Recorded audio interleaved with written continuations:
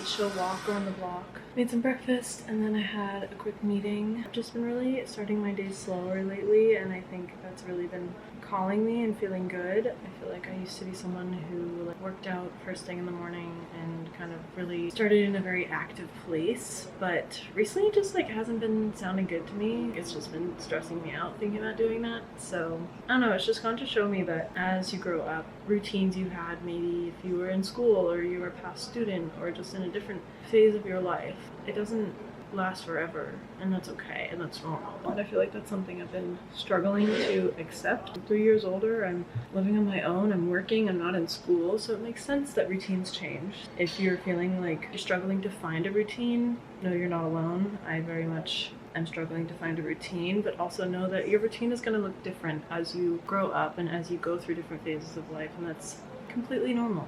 And that's okay. My walks in the morning have been feeling really good, just starting slower, not so ramped up and active. But next thing I'm doing now is feeding my neighbor's cat. I'm taking care of her cat while she's gone traveling for today and tomorrow. So let's go meet Buffy, her cat.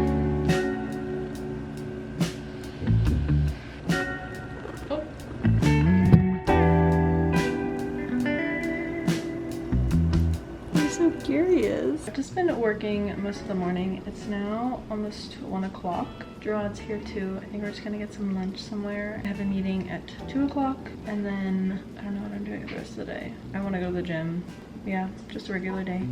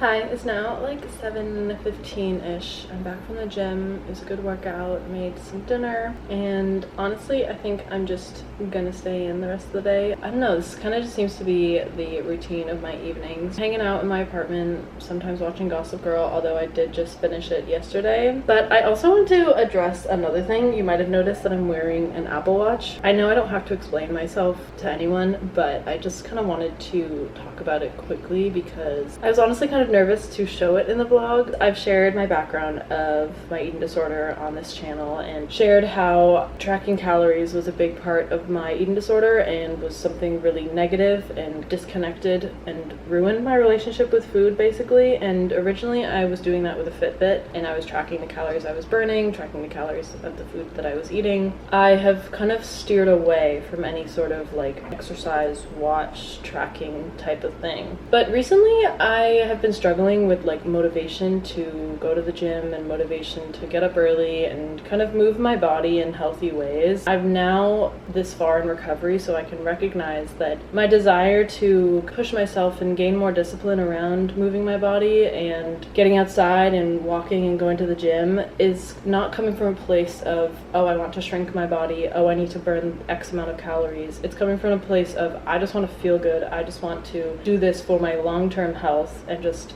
do it to feel balanced and happy as a human being. So I'm able to recognize that now, and I'm honestly really proud of myself, and that has only come after I've had a period of not extensive exercise, not tracking anything, resting more than working out. And it kind of just shows that if you're living in an extreme state, you kind of need to bounce back the other way, but then eventually you kind of are gonna find a middle ground and your body's gonna balance out the more it realizes that it's actually safe and it's not in like a fight or flight stressed out mode. So now I'm just figuring out my routine and my self-discipline and self-motivation with working out, moving my body and all of that. And so I just thought maybe an Apple Watch could help me. This is purely coming from a place of curiosity. And I promised myself if I started tracking, if I started getting obsessive with the numbers on this watch, then I would take it off and probably never put one back on again. But I'm honestly really proud to say that that has not happened. I have been purely just honestly using it for the time. It's honestly really cool that it has the weather in my calendar like right here, so I don't have to like pick up my phone all the time. And then it does also have the movement and the calories burned and stuff like that. Like, yes, I can see the number, but it's not like I'm doing all the math in my brain that I used to do. I used to do the most, and it was just coming from a very disordered, unhealthy place. So I'm really proud to say that wearing this, it's been purely an experiment. I've only been wearing it for less than a week. This is my boyfriend's Apple Watch for context. He let me just try it out. This is very temporary, and so far I'm enjoying it. That kind of turned into a ramble, but basically I'm just trying this out. I don't see myself wearing it every single day all the time, honestly. I don't know, I think it just doesn't look very elegant. It's kind of clunky, so I don't want to wear it all the time. Kind of like what I was talking about this morning, how there's different phases of life, and something that can serve you or not serve you in one phase of your life maybe will serve you or will no longer serve you later in life. And I feel like this is just another example of that, and how it's important to really get to know yourself and tune into your body and see what you need, see what you don't need. Maybe something that used to work for you doesn't anymore, or vice versa. Something that you realize didn't work for you, maybe you're able to reframe your mindset and view it in a different way, and now it's working for you.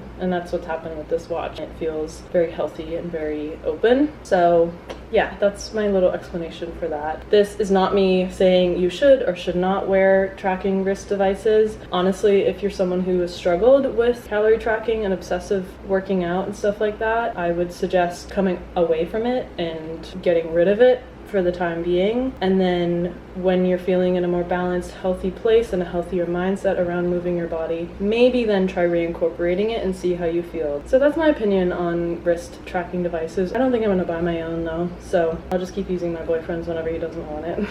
But yeah, that was a long spiel, but I'm just gonna chill. I want something sweet. I think I'm gonna have a poppy.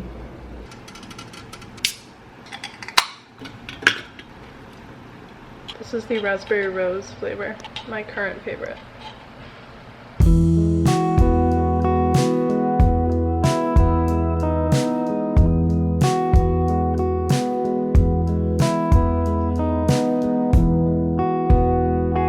It's now 12:15. Told myself I would go to bed on time. Oh, I got so much done. I think I basically finished a whole video. Anyway, I'm gonna do my skincare now and get ready to go to bed. First step of my nighttime skincare. I definitely get hormonal acne like around my chin area, which is really frustrating and annoying, but I'm working on it. I'm kind of figuring out my hormones right now. Simple skincare I found has been working better. I love this cleanser by Rhode, so I usually use this first and just like cleanse off everything from the day.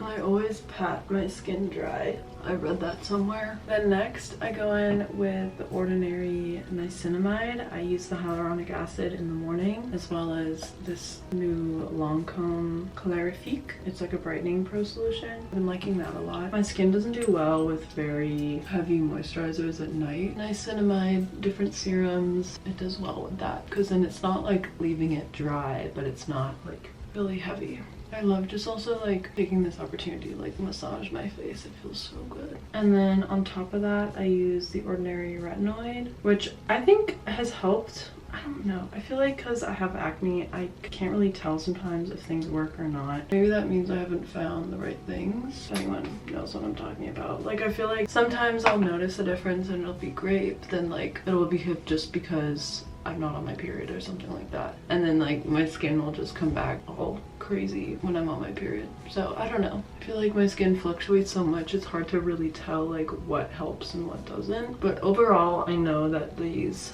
hydrating things help a lot. And then for like problem areas and like specific spots, I use this Murad Rapid Relief Acne Spot Treatment. Murad Skin is also a really great brand. I love their stuff. I just kind of like dab it where I need some extra help. Every part of me wants to pop this right now, but I'm not letting myself. I'm working to break that habit. I've been trying to find a good eye cream that I like. This one is pretty good too. This is the Bioma Deep Puff Brightening Eye Gel. I don't put eye cream on like every night, but it does feel really nice. And then last step, teeth brushing.